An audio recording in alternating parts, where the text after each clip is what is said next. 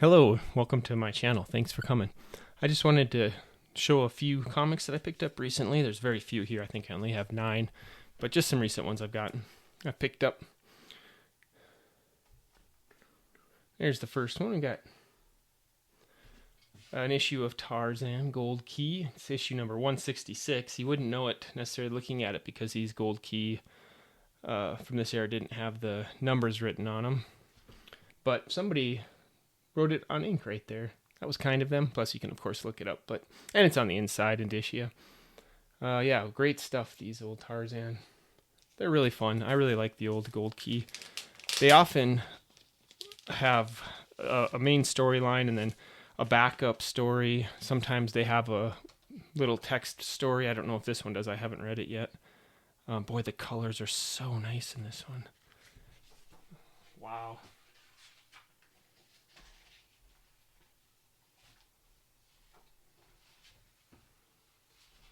That doesn't work. That doesn't work very well. I'm trying a different setup here.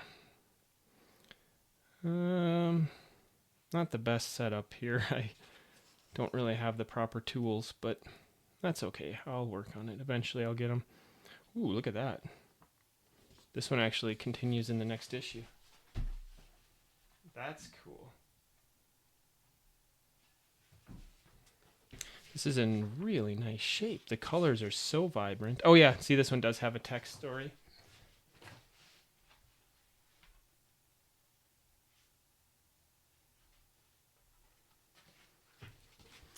It's titled New Friends. I like those.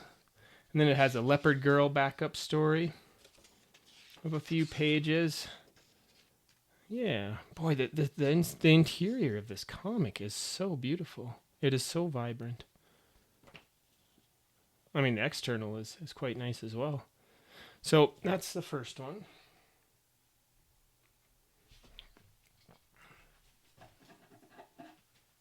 And then staying on Tarzan theme, got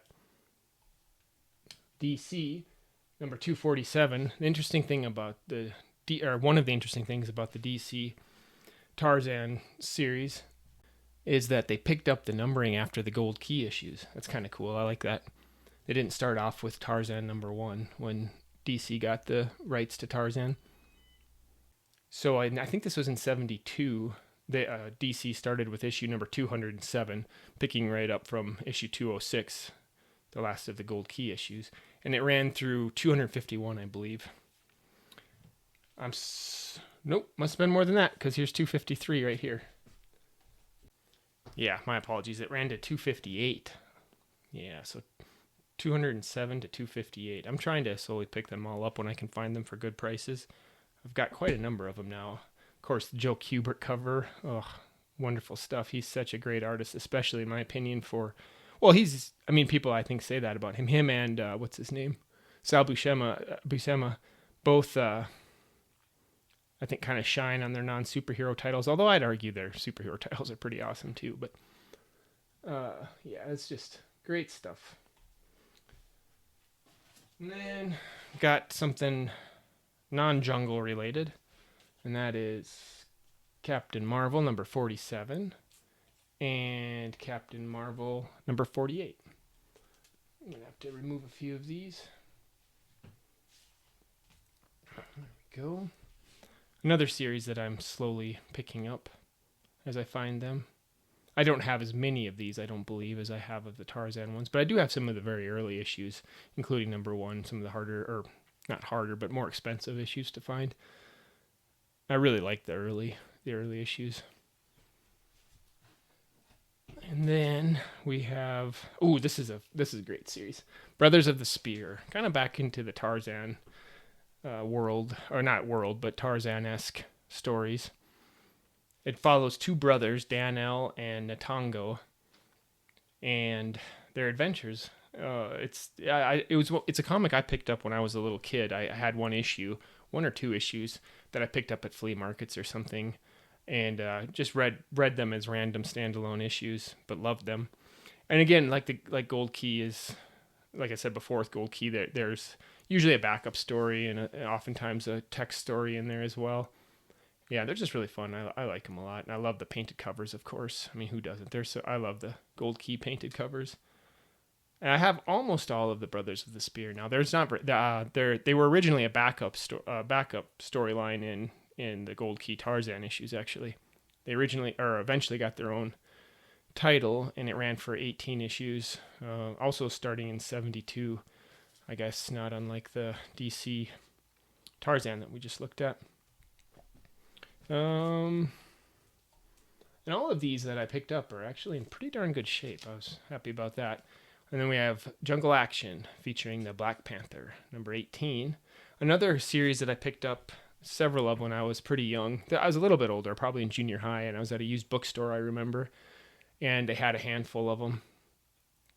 I picked them up, and I really enjoyed those. So I've been slowly trying to piece together the rest of them. I don't recall offhand how many there are in Jungle Action. And initially in the series, it didn't feature Black Panther, but he picked up soon into the run his stories. Okay, and then we have another title that I'm slowly trying to finish, getting pretty close, and that's Machine Man. That's this one. This issue, number 14, has some great Steve Ditko art. Beautiful stuff. A lot of the earlier issues are Jack Kirby. I fell in love with the character really when I read Machine Man 2020 from the 80s, a miniseries, 4-part miniseries from the 80s, with Barry Windsor Smith art, which is absolutely gorgeous and a really fun storyline set in the future where Machine Man is basically disassembled in parts in a junkyard in this basically post-apocalyptic world, or not a post-apocalyptic necessarily, but a sort of an authoritarian setting. And these individuals, this little group of friends, find Machine Man in a junkyard and put him back together, and it's very, very fun story. I highly recommend Machine Man 2020. Very affordable, easy to pick up, and just a great read. And so that kind of got me excited about the original Machine Man run, and I've been slowly getting those. And then the last of this particular batch, Submariner number 28. Awesome stuff. I love the early Submariner stories. Another title that I've just slowly been picking up issues for years. This one is a really nice shape. Oh, it's just so fun. I love these early. This one isn't even all that early, 28, but yeah, I just love them. Written by Roy Thomas, Sal Buscema is the artist, Joe Gaudioso is the inker, Sam Rosen the letterer. Good stuff. We've got Namor in street clothes.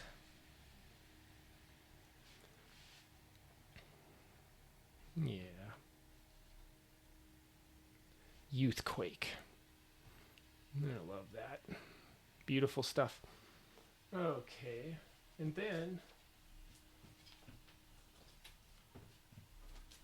this next comic I didn't purchase, so well, I mean, in a way I did, I guess, but I am part of a Patreon. I'm a member of a Patreon account that produces a comic called Random Access. So for a small fee, it's very, very, very reasonable. You get a comic every month, and it's kind of independently produced. I think of it as kind of an anthology type comic where it's a collection of maybe half a dozen different stories, different creators. Let's see, 1, 2, 3, 4, 5, 6, 7, 8 actually. 8 different creators. It looks like one of them's a pair actually, a duo. The rest are singular creators. And here, I'll try to flip through it a little bit and you can see some of what's in there.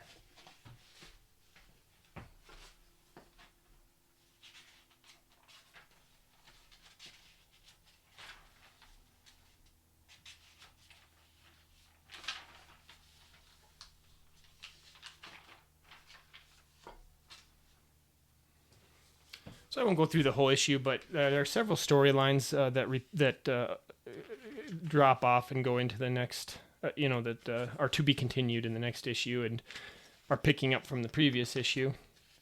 This particular issue had a specific focus on censorship At the inside here, it says, join Random Access for Inktober. With recent events, the pursuit for freedom of speech is more important than ever. Comics have always been the target of censors, and we've become complacent. Just follow any of the prompts in October and tag me or message with your work, and you'll be added to the anthology Random Access.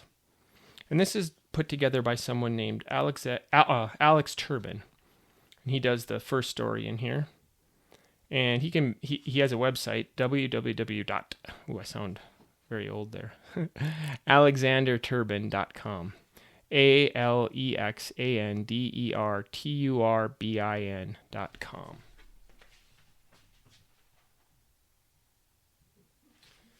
And like I said, he has a Patreon. You can join it if you like, and you get these wonderful comics once a month.